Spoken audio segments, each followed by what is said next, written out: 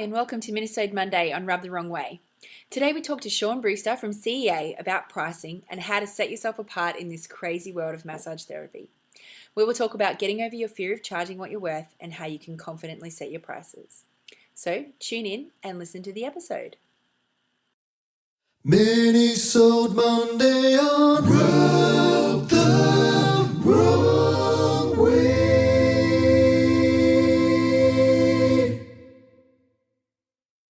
Hey guys, Shaun Brewster here from Continuing Education Australia. Thanks, Christy, for having me on Rub the Wrong Way podcast. Hey Shaun, welcome to Minisode Monday. I'm so pumped on these episodes. They are so much fun, and it's really cool to have you on again with us today, talking about putting up your prices. It's a tricky topic. A lot of people struggle with this, don't they? They really I don't know. do. Have you struggled with this yourself in the past? Absolutely. Yes. I used to be pretty terrible at charging people money for my service. Funny that, isn't it? Yeah. We go to school, we spend a lot of money to learn the skills, yet we don't want to have other people pay for them. I know. Do you know what I worked out that I have asked people to stop telling me? Yeah. That my therapy is a gift. Is that right? Yeah. Because it's not a gift. It's not a gift. You pay for that, please. That's right. Yeah. I like eating food. But it's, people would say to me like, oh, your massage is a gift. And I'm like, no, I've worked really hard to do this. This amazing stuff doesn't just happen. No. Well, yeah. Maybe. Yeah. Maybe. No, I think you worked for it.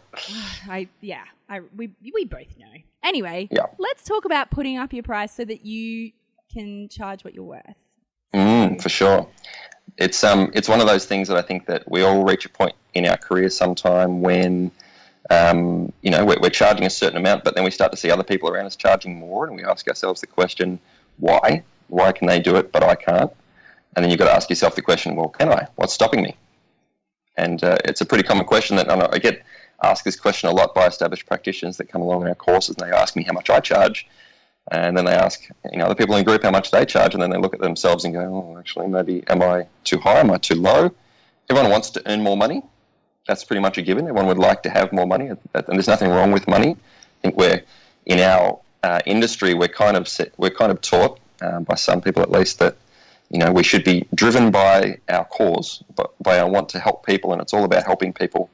And that's all good and well, but like you said, you like to eat. You've got to be able to maintain your business, sustain the business, and you want to be able to grow your business and yourself. And I like to drink beer. Well, that's right. A lot of people like to drink beer, and that gets expensive when you have a lot of beer. And craft beer is expensive. Absolutely. Exactly. It is. So you've got to be able to sustain your hobbies as well. My out-of-clinic activity. So how do we get over it? How do we start to get over this block that we have about putting up our prices? I'll tell you a story just quickly about a practitioner, a myotherapist in Melbourne who I know of. Based in the city, his clinic is set up in kind of the corporate end of town. There's a lot of lawyer offices, accounting firms. There's money. Like basically his clients are wealthy, mostly middle-aged men, typically, just sort of the demographic for the area that come into his clinic. He sees them typically for about 45 minutes per session, and he was charging $85 per 45 session, which is in the city, it's about right. He'd been doing that for 10 years or so. He was booked solid all the time. He didn't really need to work as much as he was, so he's thinking of cutting back. So he brought in a couple of new graduates into the clinic, and they were being booked pretty solidly as well. Everyone was charging $85, 45 minutes. That was his model. It was working. Been working for a while. But he wanted to scale back his time and build up some other practitioners and basically free up his life a bit, which is what he'd been working for the last 10 years. So what he did was he decided to, rather than just hire more and move himself out, he thought he'd do an experiment, and that was to put his prices up to see what would happen. So he put his prices up, but left the other two practitioners at the $85 for 45 minutes. So he put his up to $115.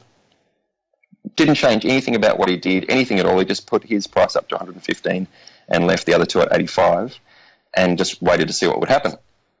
Over the coming weeks, he gets new patients all the time. It's a good referral type business. New people would come in and they'd ask the question at reception, say, why is he $115, the other two $85?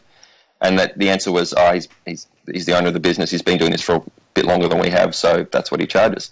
Invariably, 95, 100% of the people would choose him. Price didn't matter, right? So he thought price was going to matter. It didn't matter at all.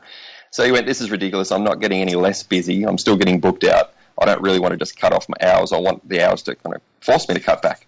So he put it up to 125 for 45 minutes. He just got busier. People wanted to see him. They didn't want to go to the 85. They wanted the more expensive proposition. He went, this is crazy. Like, I don't need to work anymore. I'm just going to put it up to $145 for 45 minutes. So up to 145 he went. This is all over the space of about 6 to 9 months. Nothing changed. He was charging $145 for $145 for 45 minutes. Nothing changed with how busy he was. So he was forced to cut back his hours purely because he couldn't find another way to do it. He was working half as many hours, making twice as much money. And he figured out that the only thing that people wanted was perceived value. So if we value ourselves at a price that is expected, then people expect to receive a service that is pretty much on par with everything else. So you become a commodity. So commodities are things that no matter where you are in the world, what they are, they're pretty much the same price. Gold, rice, wheat, Water. that kind of stuff. Water, exactly, right? It goes up and down a little bit, but it goes up and down with the market. You can't buy and sell wheat, in one country than another country and charge twice for it in another country unless there's a supply and demand issue. It's pretty much the same everywhere you go. So his service was a good quality service, probably not much better or worse than anybody else, but the perceived value around it when he went to $145 was amazing. People just assumed he was better. They came in, received the service, and walked out thinking that was great. They thought they were getting what they paid for. I totally got my $145 worth. Yes, absolutely. And he was doing zero different. Like, it was nothing different than what he was doing the year before. But the perception from the people who had the money and were willing to spend it was, this is a better service because he charges more. So perception's amazing. Exactly. And so that brings us to how, as practitioners, do we change our perception of ourselves? Yeah, well, I guess one way to do that, if you've read anything that I've written before, I talk a lot about specialising in things, becoming a niche expert in something. So one way to do that would be to just think about something you're passionate about, the kind of patient that you absolutely love to treat. What is your ideal customer, your ideal client, your ideal patient? Who are they? What do they look like? And what needs do they have to be serviced? Once you can figure out what needs they have to be serviced and you can figure out a way to do that, or even just present yourself as the person who can do that, then your perceived value goes up because you become their problem solver. So as an example, my market is athletes. I work a lot with runners. I'm a runner myself. I kind of understand that space quite well. So I presented myself a few years ago to the running industry as the therapist to go to if you've got running injuries. Didn't necessarily do anything amazingly different in the way I practiced. I just presented myself that way. So I became known as the running guy. Because of that, people would travel further. They'd expect to pay more. They would expect to have to book further ahead because they expected me to be busy. They didn't know what the situation was in my clinic, what my background was, what my skills were. I was just presented as the niche expert in that particular field. So I would say that if someone's looking to put their prices up and they don't feel justified in doing so, firstly, you are justified. You've got a skill set. You've paid good money for it. You've studied hard.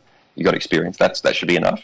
But if not, then find something that you're really passionate about, something you're willing to stand up and say, hey guys, this is me. I made this. This is what I do. And then say, okay, I'm going to charge a little bit more for it because not everyone can do this the way that I do it. Not everyone's willing to stand up and say, I'm the person that you go to for this. It can be anything. I have a student who's the expert in ice hockey. In Melbourne, the ice hockey is not a big thing, but he knows ice hockey, he plays ice hockey. He knows the kind of injuries they get. He can relate to those kind of people. So in his world, he's the only guy, or one of very few, that deals with ice hockey injuries. So you can charge more for that because people expect to go and pay more for the specialist. So what you're saying is we need to become a niche expert. We need to find our ideal client, and we need to leverage that to be able to get people, to pay more money. Yeah, well, that has two benefits. One is you can charge more, and two is you'll actually get more of the kind of customer that you love, the ones that you want to work with. So your driving, motivating factor is, okay, I love working with people in this particular space, whatever that space that is. You'll get more of that naturally because you'll develop a name for it. So that's one way to do it, is one, develop your niche. The other one is just simply put your prices up and care less about what people think. Because the funny thing happens is if you are the most expensive person in your suburb, your town, your city, whatever, people will just get to know you as, okay, you're expensive. And what do you think they'll think about your quality of service if you're the most expensive one there? Gosh, it must be the best. It must be the best. Exactly right. It's the most Is expensive. Exactly right. And the people who come to you and find the value in it will stay with you, and those who don't will go somewhere else. And you've lost nothing because there's more than enough patience for everyone. That I really like your no BS attitude. Yeah. Like, I just recently moved to a new suburb, new part of Melbourne, and the first thing I did was I did a quick scan of all of the different clinics in the area that offer a similar kind of service. I looked at what their prices were, and I went 10% higher. Wow, bold. I like it. What have I got to lose? You know, and people come to my clinic now, and I'm sure you get this as well. People really ask when they book in, how much is the treatment? You get the occasional person, but the people that ask how much it is, typically aren't going to hang around anyway. They're not the person who's going to come back a lot. I find for me, the people who are asking me how much it is, it's after we've had the conversation and they're already booked. They just want to know how much money to bring with them. That's generally the only reason why money comes into it, is because they're like, well, how much is it? Do I need to bring cash, or do you take cards? Like, so that's it's the practical part of the actual payment process that they're asking why they're asking the price. Yeah. And I mean, I've spoken about it on previous mini episodes about my pricing structure. I actually have a tiered pricing structure for membership clients, and it seems complicated, but for me, the bit I have always hated about pricing is asking at the end of the session. So I've eliminated that. Yep. They know up front. Yeah. Well, A, they know up front, or B, they've already paid me and I don't have to even say to them anything. I'm like, bye-bye, see you next month. Yeah. Thanks for coming. It's been great. So you've pretty much taken the money out of the equation. Pretty much. Yeah. Yeah. So and then you can focus on building the relationship and rapport and everything else that goes with it. Yeah. Exactly. So because I struggled for years, like trying to charge what I'm worth. And I'm using inverted commas, people who are listening at home. But I really struggled with it. And so I looked for a model that took it out of the equation for me. And so now what I have is the confidence to say to people, well, you've got two options. You can go with a casual option where you pay this much, or you can come and join and be a member and you get all of this value, all of these benefits, all of these things, and it's this much money. And it comes out and we don't even have to talk about it. Exactly. It's like a gym membership, yeah? Exactly. It's exactly like a gym membership. Yeah. If you had to actually go to the gym every time and fork over that money, people would be less likely to want to do it. But yeah, take the money out of the equation, make it less of a focus. Absolutely. That's great. Yeah. So what you're saying, to help us put up our prices, one, we need to become a niche expert and find our ideal client, and we need to kind of price ourselves above other people. Is this kind of... Yeah. You look at two cars parked next to each other. They look identical. One's for sale for $5,000. The other one's for sale for $55,000. You're going to assume that $55,000 car is better. You don't know. They just look the same from the outside in, but you'll look at the $55,000 one thinking there's more value here somewhere. So put your price up. It better be a Bentley. That's right. Well, actually, no, it's probably not a Bentley. It's probably just like some kind of Isuzu MUX or something. Shaun Brewster, thank you so much for coming on the show. Where can people connect with you? ceaustralia.com, Continuing Education Australia. Fantastic. And I'm sure we can find you on the Facebooks as well. You can find me on the Book of Faces, yes. Yep. CE Australia on Facebook as well, I think it is. Yep. Perfect. Okay. Thank you so much for your time today, Shaun. Thank you, Christy. Bye. If you liked listening to today's episode, I'd be super grateful if you shared it with someone who could use this advice. Or if you found some value, please feel free to message me through the Rub the Wrong Way Facebook page and let me know what you took away from the episode. Also, if you feel so inclined, I'd love a rate and review on iTunes. It really helps us out. Thank you so much, and I'll see you next Monday.